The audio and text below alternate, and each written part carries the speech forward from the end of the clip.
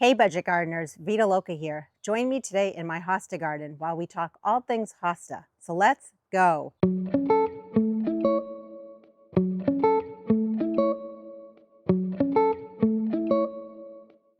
I absolutely love Hosta, and I think you can tell based on the Hosta garden that I have behind me. So I take my Hosta plants very seriously. Hosta are easy to grow, but you do need to give them a little bit of TLC if you really want them to grow well for you. Did you know if you want your hosta to be the maximum size that that hosta plant can be, you need to make sure you're giving your hosta plants plenty of water? A lot of people have asked me that before. I have this hosta that's supposed to be big, but it won't get as big as it's supposed to be, and it's been years. Why not? That's usually why. You want to make sure you're giving the plants a lot of water. There are so many different varieties of hosta out there. I don't think it's possible for one person to own every single variety, but it's my goal to own a bunch of different kinds of variety because I like the way that they look. You can get hosta even in lots of different sizes. You can get hosta in different colors, and the blooms of hosta, they can bloom at different times and they can come in different colors. Did you even know when it comes to the stem of a hosta, you can get some hosta that have a red stem? There are just so many different variations of hosta out there, and I love them all. I even love to take the smaller kind of hosta and line them at the base of some of my trees. In today's video, we're going to talk about three main things: how and when to divide hosta, how to deter deer from eating your hosta, and then finally, best practices involved when dividing hosta and what you need to know about a virus. So let's get started. I have two hosta here that I need to get planted. One I bought last year and I overwintered it. The way that I like to overwinter potted perennials that I bought at the end of the season to make sure that they come back for me the following season is by a process called healing in. Healing in is basically taking a plant that's in its pot and sinking the pot all the way into the ground. When you think about it, what's the difference between that, taking the plant out and planting it in the landscape somewhere? It's the same exact thing. But when it comes to this particular hosta, I bought it last year. I didn't know where I wanted to put it, and winter was coming. If I left this pot out in the elements, the roots would be exposed, and there's a very high likelihood that the plant could have died. So it's better to take a pot and sink it into the ground or a raised bed just to give it a little bit of insulation around its roots. Well, I'm happy to report my hosta survived. I'm sure it multiplied a little bit in the pot, but we really need to get it planted out. The name of this hosta is called Water Slide, and I'm very excited to add it into my landscape. The next hosta I recently bought, I'm very excited about it because I love how it has this nice chartreuse color to the leaves. And the name of it is Shadowland Coast to Coast. I'll admit I'm not great when it comes to sterilizing my tools when I go from plant to plant, but it really is a good practice. You want to minimize the chance of spreading any sort of disease, fungal issues, anything along those lines from one plant to another. When it specifically comes to hosta, I try to be really careful. Because of a virus, which I will tell you a little bit later on, I don't want to introduce it to my hosta plants. And since I have a backyard plant nursery where I sell plants, I don't want to introduce that virus to anyone else that's buying plants from me. So when you are dividing your hosta, you want to make sure you're sterilizing any tools that you're going to use. It can be some sort of a handsaw, a hand shovel, a large shovel, anything that you're using to dig out your hosta or to divide your hosta. There are a lot of different ways you can sterilize your tools. I've used two different things and both have worked for me. And if you research it, you'll see that they both are equally effective. One is hydrogen peroxide and the other is rubbing alcohol. I have both of them here. What I did was I went ahead and I poured the rubbing alcohol in this glass. That's how I'm going to be sterilizing my tools. So let's go ahead and start dividing these hosta up and getting them moved into the landscape. This is the rubbing alcohol that I have. Many times you can actually find this at Dollar Tree for a pretty cheap price.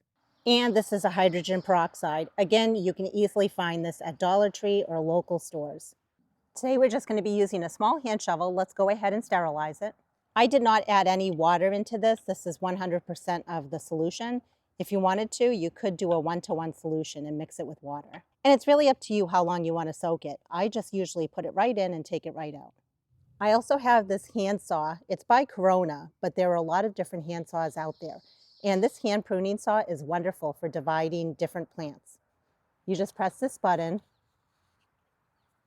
and you can open it right up. And we'll go ahead and sterilize this as well. And you'll probably notice that we should also be sterilizing up here. I'm going to take a piece of cloth and I'm going to wipe it down with our solution. I'm going to go ahead and squeeze the side of the pot just to loosen up the roots. And then I can go ahead and loosen up the roots a little bit. And the reason I want to do that is to make sure that the roots spread out once we put this plant in the landscape. If the roots were very, very tight in here, I could always take my hand pruning saw and just cut this way. I could cut on the bottom to loosen the roots up as well. And these roots weren't terribly bad, but if you don't loosen up the roots when they're very tight like that, what will happen is they basically are suffocating the plant. So it's a good idea to loosen them up, especially if they're very tight and going in a circle. Since this plant is one that I just bought this year, there are not going to be many pieces in here. I could easily just take it and plant it in my landscape. What we're going to try to do is just divide it into two. That way I got 2 plants for the price of 1. I like to look for a good place where I can make a division where there might be some sort of a little opening or a little gap. So I'm turning the plant around and I'm looking. And one area that I could take a division would be right here. So let's give it a try. I'm going to try to be careful and we'll do the best that we can. And by the way, if this plant was in my landscape, this process would be the same. Some people like to come in with a shovel and just chop it. You can do that. I personally don't like to do that because I don't want to ruin the foliage. And we're going to go ahead and we're going to cut. And I'm cutting down here. I don't want to come up and cut up here if I can help it. And the reason is, again, I'm trying to preserve the foliage the best that I can. Carefully teasing it apart. And I want to show you in this case, this foliage right here might have gotten destroyed a little bit, and that's okay. I can just come in and rip that off like that. And what's nice about hosta is it's going to keep growing new leaves as the season goes on. So we just turned 1 plant into 2 plants. That's as far as I want to divide it for this year. Next year I can come in and divide both of these and turn 2 plants into 4 plants. We might as well take this good soil with us because we can use this in the planting hole. Let's go ahead and get our coast-to-coast hosta planted. I really want to be able to see these hosta. They have that nice color to them. They're not a very big hosta. And when it comes to a smaller hosta like this, I'd rather have it towards the front of my flower bed. I'll watch the hosta during the year, and if I feel I need to move it, I can always move it. When it comes to a planting depth, I just want to make sure that the crown of the hosta is above soil level. So right about here should be above soil level. The rest of it can be beneath soil level. And when I plant it, I might as well plant it this way because it just looks better on this side. And I'm noticing right here I have drip irrigation, so I can either plant it on that side or this side of the drip. We might as well plant it on that side. A lot of times I like to come in and plant annuals on this side of the drip. I also want this hosta to try to get as much shade as possible so it really has that nice bright pop of color. So I'm going to check the depth of this and it's actually perfect. Now we can go ahead and backfill. I'm just pressing down.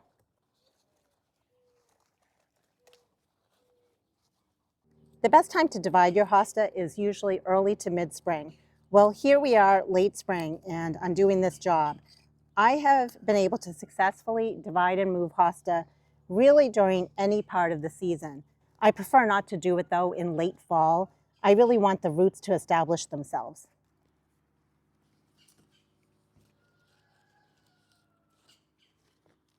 And since we didn't use this soil, I'm going to go ahead and I'm going to put it at the base of this hosta as well as the other one. I might as well use it. I also could have added it right into the planting hole. So we're just going to top dress it like that and add some water.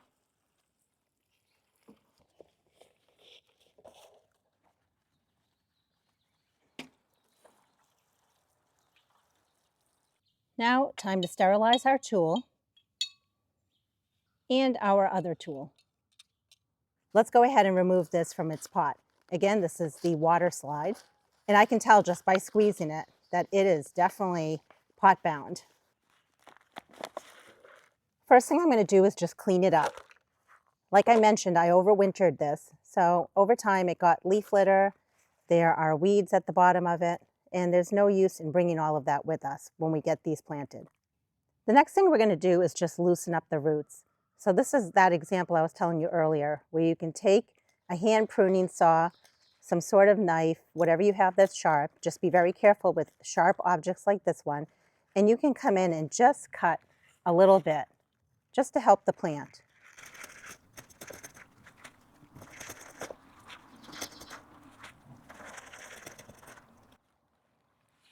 If you had to, you could come in the bottom as well and cut a little bit down here. Now, this would be good enough. If you wanted to take this plant just like this and put it in the ground, now that you've roughed up the roots, you could absolutely do that. But seeing that I am trying to make extra plants, we're going to go ahead and divide this down. Now, the old me would divide a plant down to a single plant, but we're not going to do that. I don't want to do that. I want to have a little bit of impact in my garden this year. So again, we're going to look for a natural area where we can divide. And in some cases, it might be a single plant. Like I'm looking right here, I could make a division right there, which would leave me a single plant. So I will probably do that. Let's start with that one first, but I know there's sections where it will be more than a single plant. So I'm going to come in just like this, and I'm going to go ahead and start cutting.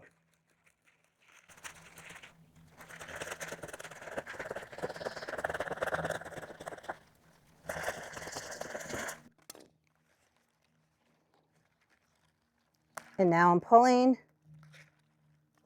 and we have one single plant here, which is fine. It was kind of off on its own. Almost always going to happen. We have a leaf that fell off. You can't plant that. There are no roots at the bottom. So unfortunately, this will go into the compost pile. If you knew that it was diseased, you wouldn't want to keep any of this plant, but you especially wouldn't want to bring any leaves like this into your compost pile if there was any sort of disease. So I'm looking around. There are a number of places where I can make a cut. I can make a cut right here. That would leave me with, it looks like 2 pieces of hosta. But I'm going to try to make a cut right here so it's a little bit bigger of a piece. So right in this section here.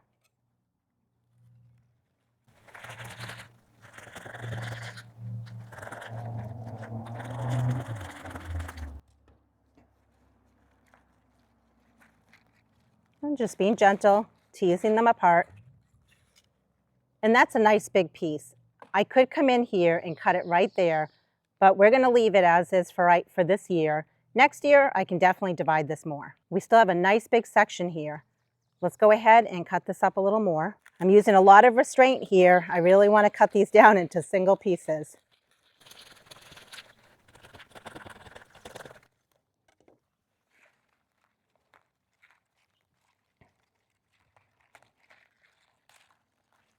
Let's go ahead and pick up our soil that we can reuse.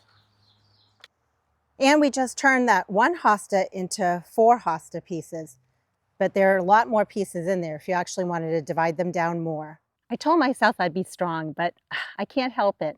I placed the 4 hosta that we divided in this bed here. This is a flower bed that I worked on last year. And I love it. It's looking nice and tidy, and I thought the blue color would look so pretty here. But I didn't have enough to do a pattern that I want to do in this flower bed. I'm going to finish dividing them, hopefully not to a single, but it really doesn't matter. I want to have enough to fill this area the way that I want to do it. I'm going to show you how I place them when I'm all done. Well, in the end, we turned 1 big hosta into 4 smaller hosta pieces. I love the way that the blue hosta looks in this flower bed. There's a lot of green happening in here, a couple of different types of hosta, but just adding that blue hosta really makes this area pop. I feel like gardening is one big experiment. You just don't know how things are going to do. We'll give it time. We'll see how the hosta do in this area. But now let's talk a little bit about how I'm going to protect my hosta from the deer. I live in a very wooded, very rural area. I'm surrounded by a lot of trees, and with that come a lot of deer. They look in my garden as one big buffet. There are so many different ways you can deter or keep deer out of your yard. What do you do? What works best for you? Please drop it down in the comment section below so you can help me as well as others. Let's face it, deer are very cute, but they are a problem in our gardens, and they especially love hosta. Hosta is like lettuce to them. I've heard from many of you in the past in terms of what has worked for you. I've also had people stop by my plant nursery and also share with me things that have worked for them when it comes to keeping deer away from plants such as hosta. I'm going to share with you the 2 main things that seem to work for me when it comes to hosta. That large hosta garden that I have next to my barn, the deer don't touch that, and I think the reason is they think someone's living in there. The hosta are very close to that structure. However, I do have hosta in other parts of my yard, in my backyard, in the side yard. The hosta do like to browse those plants. There are 2 main things that I've used that I've found have been effective for me. The number 1 thing that works for me is using Irish Spring soap.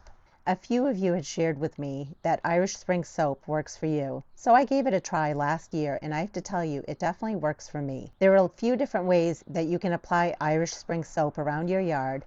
The way that's worked for me is taking it and basically putting it in my food processor and shredding it down into smaller pieces. Then I like to take it and sprinkle it at the base of all my hosta plants, especially the ones that are a little further from my home. I don't bother with putting the Irish Spring soap shavings around the hosta plants that are next to my barn because so far, fingers crossed, the deer don't bother with those plants. We have a lot of rain coming later today into all of tomorrow.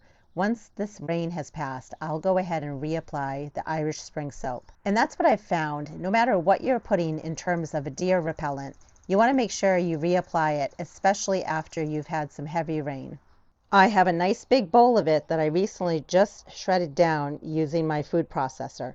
I like to buy my soap in bulk from Sam's Club. You can also get it at Costco. And if you don't need much of it, you can get it from Dollar Tree. And all I would do is just sprinkle it at the base of my plants, just like that. And if I get any on the leaves, I can just shake it off. I've also had a lot of luck with liquid fence. You can see that it repels deer as well as rabbit. Feel free to stop the screen if you want to read a little bit more about how to use this product.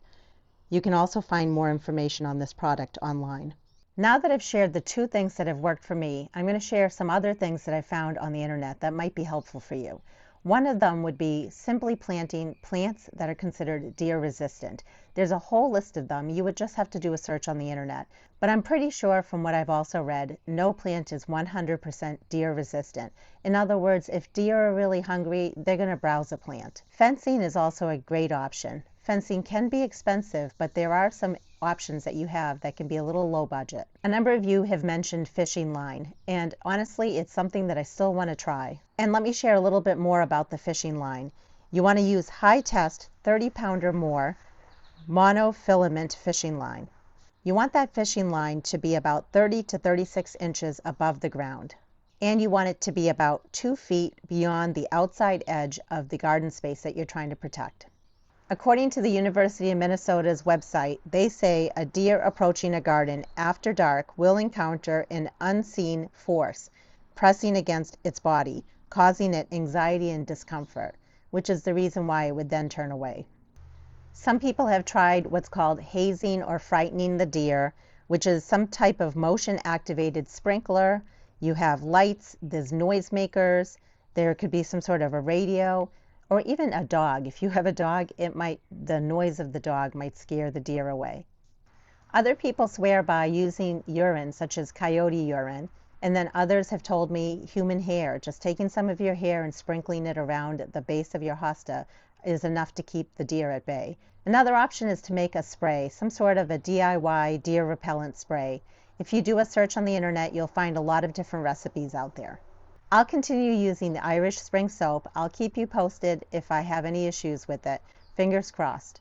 Finally, I want to tell you a little bit more about Hosta Virus X, and I'm going to give you some information on the University of Wisconsin's website. Hosta Virus X is also known as HVX. It's a viral disease that was discovered around 1996 affecting hosta plants. If you're wondering, how do you know if you have HVX in your garden? Some symptoms include light or dark green discolorations along leaf veins, green or yellow mottling of leaf blades, puckering, circular discolored areas called ring spots, and in some cases, wilting and tissue death. The main way that the virus spreads from one hosta plant to another is through a contaminated garden tool. If a plant is infected with HVX, there's no way to save it. You need to discard that plant. And for that reason, you definitely do not want to compost that plant or any of the leaves from that plant. Now, I've never done it, but it seems like there are ways that you can test to see if any of your plants are infected with HVX. If I find additional information, I'll be sure to put it down in the description below. I really hope you enjoyed this video. I hope you learned something new when it comes to hosta. If you have any questions or comments, please drop them down below. And until the next video, make it a great day with gardening.